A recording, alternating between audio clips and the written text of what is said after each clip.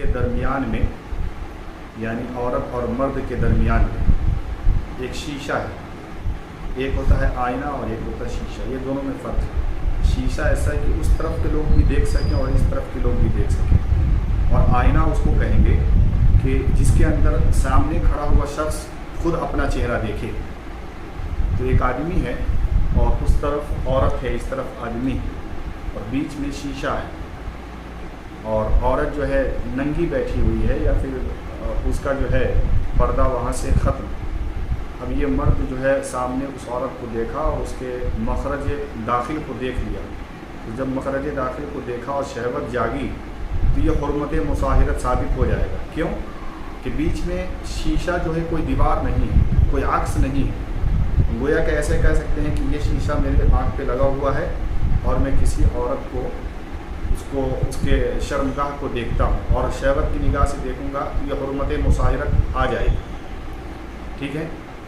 اسی طریقے سے ایک عورت ہے جو پانی کے اندر ہے، حوض کے اندر ہو یا پھر کسی بھی پانی کے اندر ہو، اور مرد اوپر سے اس عورت کے شرمگاہ کو دیکھے، اور شرمگاہ کو دیکھ لینے کے بعد اس کے اندر اگر نفسانی خواہشات ابھرے گی تو فوراً حکمت مصاہرت ثابت ہو جائے گی اور حرمت مصاہرت کا معاملہ آ جائے گا۔ سمجھ رہے؟ یہ دو مسائل آپ کو ذکر کیے۔ اسی کو اب عکس کی طرف لوٹتے ہیں۔ عکس کی طرف جب لوٹیں گے، فرض کر لیجئے کہ کنواں ہے، کنواں کے پاس مرد اوپر کھڑا ہے، پہلی صورت میں اندر حوض کے اندر عورت تھی، اندر میں تھی پانی کی، اور اوپر مرد تھا۔ اب پانی کے اندر عورت ننگی بیٹھی اور اس صورت میں اس کے مخرج کو دیکھا، لیکن اب مسئلہ ہے کہ وہ باہر بیٹھا ہے اور مرد بھی ہے، عورت بھی ہے، دونوں باہر ہیں۔ اب عورت جو ہے ایسے بیٹھی ہے کہ اس کا مخرج جو ہے پانی پر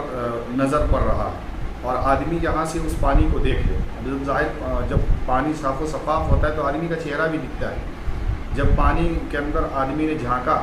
تو دیکھا کہ اس کے اندر عورت کی شرمگاہ دکھ رہی ہے اور وہ سامنے بیٹھی ہوئی اوپر میں۔ تو اب فتاوی علامہ شامی فرماتے ہیں، اور اسی طریقے سے درر مختار کی عبارت کہتی ہے، حرمت مصاہرت ثابت نہیں ہے۔ کیوں کہ یہ اصل نہیں ہے بلکہ عکس ہے، اور عکس کو دیکھنے سے اصل مسئلہ ثابت نہیں ہوتا ہے۔ اسی طریقے سے شیشہ، آئینہ، شیشہ ہو چکا، اب آئینہ کو لے لیجئے، سامنے آئینہ رکھا ہے اور مرد جو ہے آئینہ سے کسی عورت کے شرمگاہ کو دیکھے تو اب حرمت مصاہرت ثابت نہیں ہوتی۔ کیوں کہ اصل کو نہیں دیکھا بلکہ فرع کو دیکھا۔ تو دیکھو اصل کے نہ دیکھنے سے فرع کے دیکھنے سے کتنا فرق پڑا۔ جہاں پہ حرمت مصاہرت ثابت ہو رہی ہے کہ جہاں پہ نکاح ٹوٹ رہا تھا وہاں پر اب نہیں ٹوٹے گا، تو یہ معاملہ پیش آیا۔ تو جب اصل چیز مفقود ہو جائے تو حکم بھی بدل جاتا ہے۔ جیسے کہ ایک سیمینار ہوا ہے، حضرت مولانا جو ہے اپنے خالد صاحب سیف اللہ رحمانی صاحب کی جو نانا تھے، کیا نام تھا ان کا؟ مجاہد الاسلام، قاضی مجاہد الاسلام صاحب قاسمی رحمۃ اللہ علیہ، بہت بڑے پائے کے عالم دین تھے، سمجھ رہے، اور پورے بہار کی ریڑھ کی ہڈی مانی جاتی ہے، بہت جید قسم کے عالم قاضی اور قضات تھے۔ ان کے متعلق یہ بڑا مشہور ہے کہ اگر آج ہندوستان میں یا کسی بھی دنیا کے اندر جہد میں اگر جو ہے اسلامی حکومت ہوتی اور قاضی القضات کی ضرورت پڑتی، اصل اسلامی حکومت، تو قاضی مجاہد الاسلام کو یہاں سے ضرور اٹھایا جاتا اور وہاں جا کے رکھا جاتا۔ اتنی جامع معنی شخصیت۔ ان کا ایک سیمینار ہوا ہے حیدرآباد کے اندر۔ حیدرآباد کے سیمینار میں ایک مسئلہ آیا کہ بھئی یہ سوروں کی چربی سے اور غیر معقول اللحم جانوروں کی چربی سے جو اشیاء بنائی جاتی ہے، جلاٹین وغیرہ کا جو معاملہ ہے، تو بنایا جاتا ہے کہ فرض کر لیجیے کہ سوروں کی چربی ہے اور اس کا گوشت ہے اور اس کی ہڈیاں ہیں اور اس کے چمڑے ہیں، تو ہڈیاں جو ہوتی ہے اس سے بہت کچھ بنتا ہے ان کے ہڈیوں سے۔ اسی طریقے سے انسانوں کی ہڈی ہے، جانوروں کی ہڈی ہے، جو چیز کھائی نہیں جاتی ان کو جو ہے 1 مہینہ تک کیمیکل کے اندر رکھا جاتا ہے، پھر تیزاب کے اندر رکھا جاتا ہے، پھر اس کے بعد سکھا کر کے ان کا ایک نشو نما ہے جو بنایا جاتا ہے، پھر اس کے بعد اس کو خوب جو ہے باریک کیا جاتا ہے، باریک کرنے کے بعد پھر اس کو جو ہے بنایا جاتا ہے. اتنی لذیذ بنتی ہے کہ جس میں جلدی سرایت کر جاتی ہے, افیکٹ بھی نہیں ہوتا, اور بہت ہی لذیذ, جس چیز کے اندر ملا دو وہ چیز مزیدار بن جاتی ہے. تو جتنی بھی آج کل جو ہے صابن ہے, اسی طریقے سے کھانے کی جو ہے چاکلیٹ وغیرہ ہے, کیڈبری ہے اور بسکٹ وغیرہ, سب چیز کے اندر عموماً ہر چیز میں ملائی جاتی ہے. اس کا دوسرا طریقہ آپ دیکھیں گے کہ کوئی بھی اشیاء اٹھائیے, آپ پارلے اٹھائیے, کوئی بھی بسکٹ اٹھائیے, کچھ بھی برش وغیرہ جو کولگیٹ, تو اس پر جو ہے ای لکھا رہے گا, یعنی ای بنا رہے گا, اس کے آگے 101, 102, 1, 2, 3 پورا نمبر تک رہتا ہے. تو 101 سے لے کر کے 104 تک کا جو نمبر ہے, وہ یہ نمبر یہ دلالت کرتا ہے, یہ جو کوڈ ہے یہ دلالت کرتا ہے کہ اس کے اندر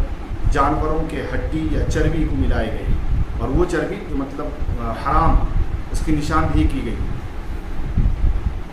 تو اس طریقے سے بھی جانچا اور پرکھا جاتا ہے. تو یہ معاملہ آیا کہ بھائی جس چیز کے اندر ان کی چربیوں کو, یعنی غیر جو معقول اللحم نہیں ہے جانور, ان کی چربیوں کو جو ملایا جائے گا تو کیا اس کا کھانا جائز ہے یا ناجائز. یہ مسئلہ زیر بحث بنا تھا, سیمینار میں حیدرآباد میں اس زمانے میں ہوا تھا. تو متفقہ طور پر ایک بل پاس ہوا اس زمانے میں کہ بھائی جس چیز کی اصل ماہیت بدل جائے, کہ جس چیز کے اندر وہ عنصر کی جس کی بنیاد پر اس چیز کو پہچانا اور جانا جاتا ہے, اگر وہی بدل جائے, اصل جز, اصل مرکز بدل جائے اس چیز کا, تو حکم بدل جائے گا. مثال کے طور پر جانور کے اندر ہڈی ہے, تو ہڈی کو ہڈی کب تک کہیں گے جب وہ اصل چیز پر موجود ہو.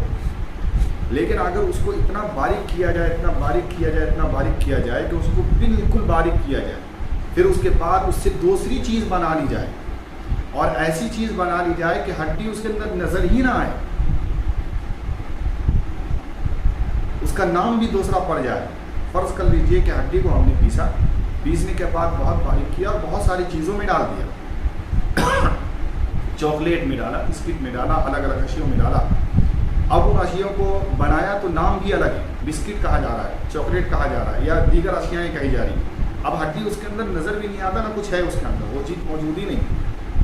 نہ ٹیسٹ سے معلوم چل رہا ہے, نہ کسی چیز سے بھی معلوم نہیں چل رہا. تو اب اصل ماہیت بدل گئی. اب ہڈی رہا کہاں, وہ سور کا گوشت رہا کہاں, اسے اب نام بھی الگ دے دیا گیا. تو جب اصل ماہیت اور اصل مرکز جب بدل جائے گا تو حکم بدلے گا.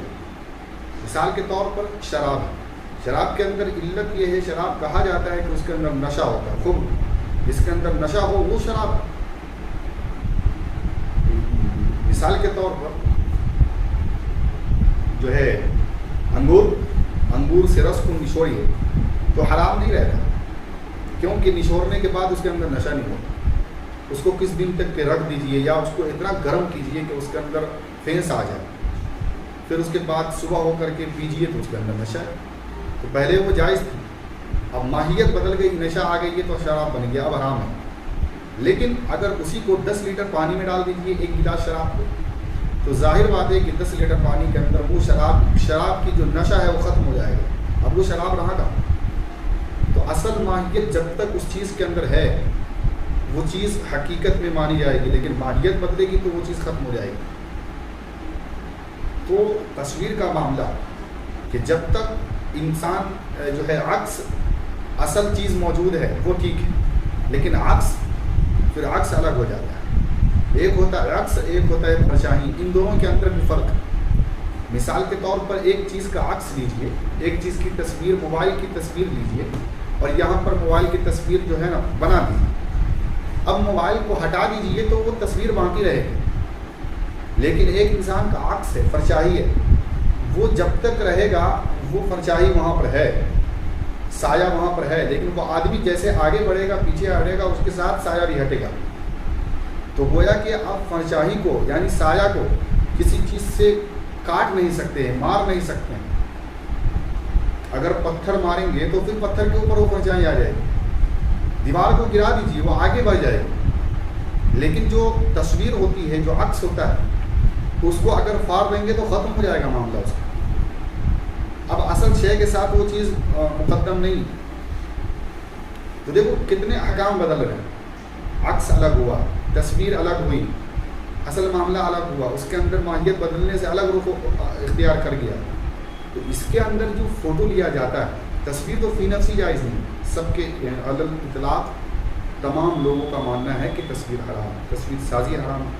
تمام چیزیں، لیکن جو اس کے اندر موبائل کے اندر یا پھر ڈیجیٹل تصویر جو لی جاتی ہے کسی بھی چیز سے ہو، کیمرہ سے ہو، کسی بھی چیز سے ہو، اور اسی کے اندر موجود ہے، وہ باہر نہ نکالا جائے، اس کا پرنٹ وغیرہ نہ کیا جائے، یاد رکھیے کہ اس کے اندر ہے تو وہ چیز ابھی تصویر کے حکم میں نہیں، یہ میرا ماننا، اور اسی طریقے سے بڑے بڑے لوگ کا مفتی شبیر احمد قاسمی صاحب اس کو اسی طرف کے قائل ہیں کہ اصل اس کو تصویر کے حکم میں نہیں رکھنا چاہیے، کیونکہ وہ بجلی کے کرنٹ جب اس کے اوپر پڑتا ہے تو وہ چیز نمودار ہوتی ہے، ورنہ نہیں ہے تو نہیں، تو اصل حقیقت اس کے اندر تصویر کا آیا ہی نہیں، بلکہ وہ عکس ہے، جیسے چاہی میں نے مثال دی عورت کی اس کے اندر، تو اس سے کوئی حکم یہ نہیں ہوتا، لیکن مولانا رشید احمد صاحب اور اسی طریقے سے بعض لوگوں نے بہت سخت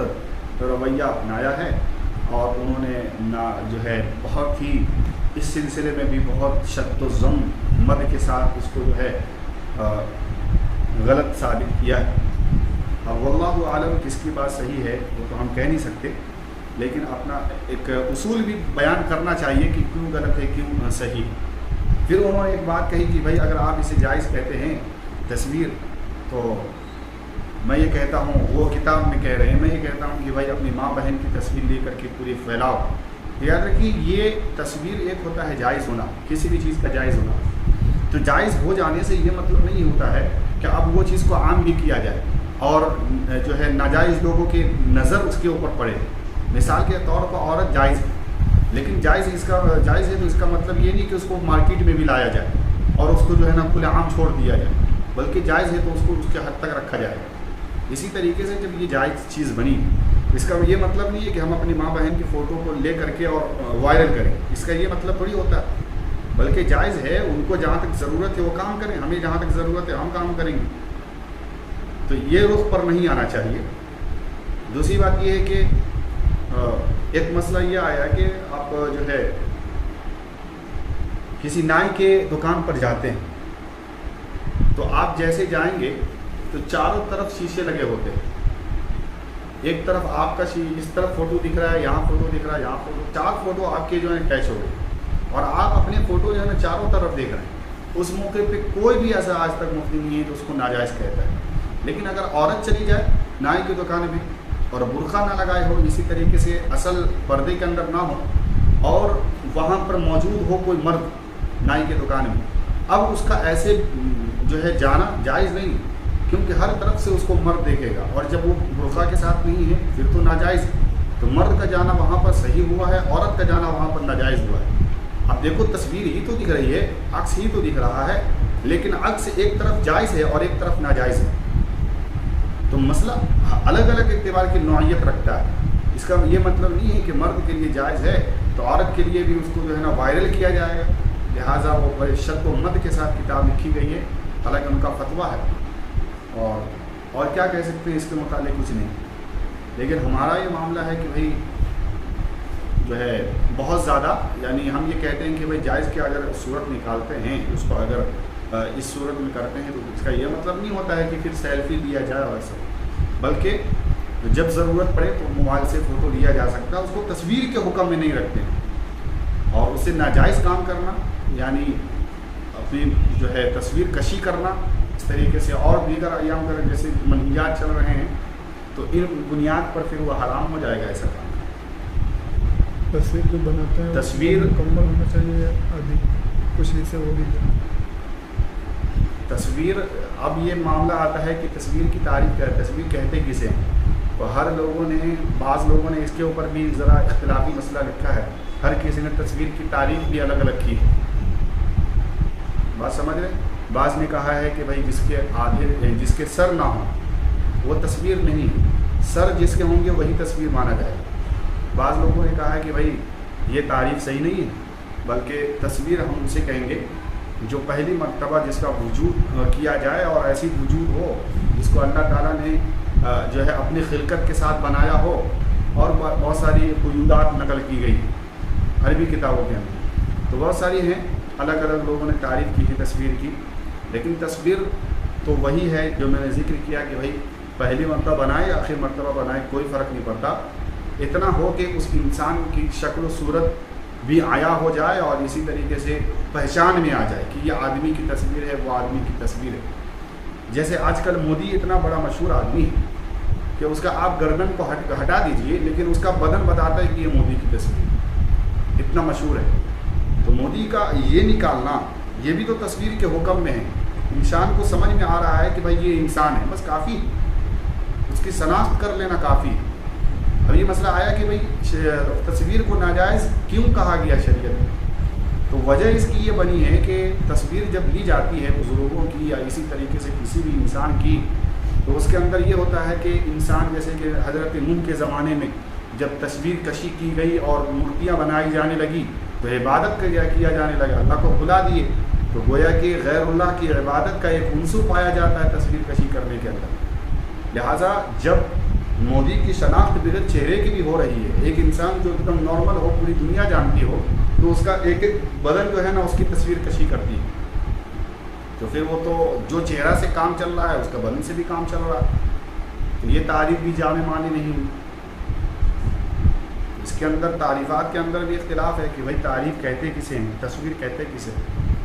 لہٰذا بہرحال اتنا جانیے کہ میں نے کہا کہ تصویر ہر اس چیز کا نام ہے کہ انسان کی حیثیت اور اس کی شکل و صورت کو اور صباحت کو واضح کر دے، پھر اور وہ جاندار ہو، اللہ نے اس کو پیدا کیا ہو، اللہ کی خلقت ہو اور وہ جاندار ہو جیسے کہ انسان، تو اب اس کے بعد اس کی تصویر کشی ناجائز ہوگی۔ لیکن اگر جائز کی صورت میں نے بتایا، مجبوری کے وقت تو بہرحال ہر طریقے سے تصویر لی جا سکتی ہے، ایک دم جب مجبوری ہو۔ لیکن جہاں تک رہی بات موبائل کے اندر اور ڈیجیٹل تصویر اور جو ہے ویڈیو کیمرہ وغیرہ بنانے کی، تو اس کے اندر بھی یہ عکس ہے اور یہ اصل تصویر کے حکم میں نہیں۔ اور جب